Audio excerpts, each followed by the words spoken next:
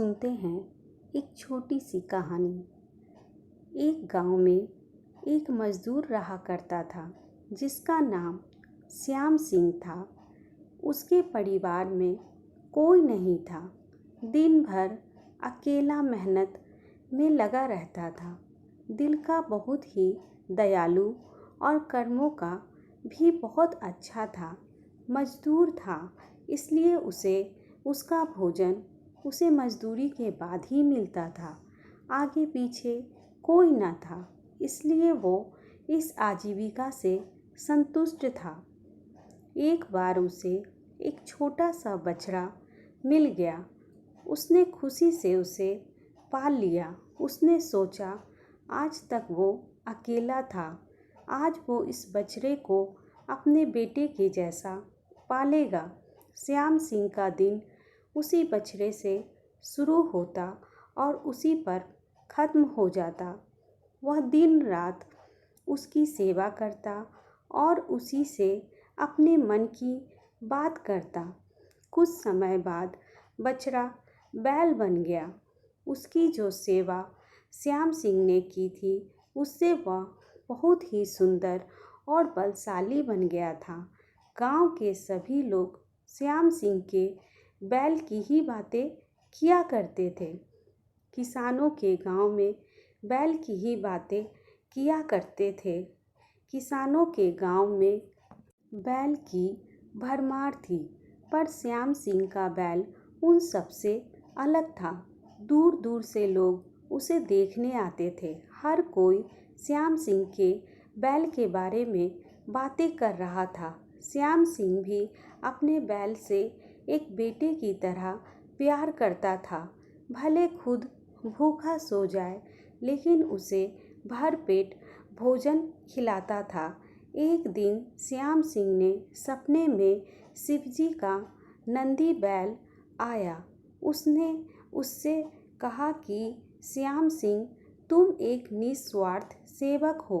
तुमने खुद की तकलीफ को छोड़कर अपने बैल की सेवा की है, इसलिए मैं तुम्हें तुम्हारे बैल को बोलने की शक्ति दे रहा हूँ। इतना सुनते ही श्याम सिंह जाग जाता है और अपने बैल के पास जाता है। उसने बैल को सहलाया और मुस्कुराया कि भला एक बैल बोल कैसे सकता है। तभी अचानक आवाज़ आई, बाबा, आपने मेरा ध्यान एक पुत्र की तरह रखा है। मैं आपका आभारी हूँ और आपके लिए कुछ करना चाहता हूँ। यह सुनकर श्याम सिंह घबरा गया। उसने खुद को संभाला और तुरंत ही बैल को गले लगाया। उसी समय से वह अपने बैल को नंदी कहकर पुकारने लगा। दिन भर काम करके आता और नंदी से बातें करता। गरीबी की मार बहुत थी। नंदी को तो श्याम सिंह भर पेट खिला देता था, लेकिन खुद भूखा सो जाता था। यह बात नंदी को अच्छी नहीं लगी। उसने श्याम सिंह से कहा कि वो नगर के सेठ के पास जाए और शर्त रखे कि उसका बैल नंदी 100 गाड़ी खींच सकता है और शर्त के रूप में सेठ से 1000 मोहरे ले लेना। श्याम सिंह ने कहा, नंदी, तू पागल हो गया है क्या? भला कोई बैल इतना भार वहन कर भी सकता है? मैं अपने जीवन में खुश हूँ, मुझे यह नहीं करना है।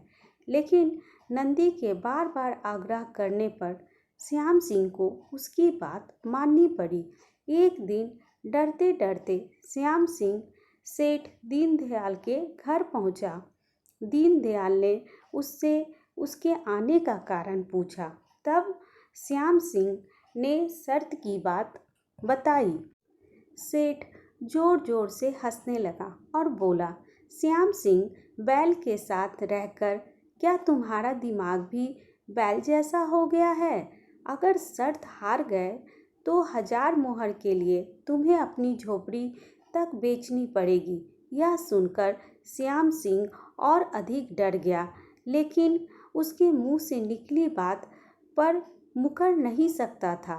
शर्त का दिन तय किया गया और सेठ दीनदयाल ने पूरे गांव में ढोल पिटवाकर इस प्रतियोगिता के बारे में गांव वालों को खबर दी और सभी खबर सुनते ही से श्याम सिंह का मजाक उड़ाने लगे और कहने लगे, यह शर्त तो श्याम सिंह ही हारेगा।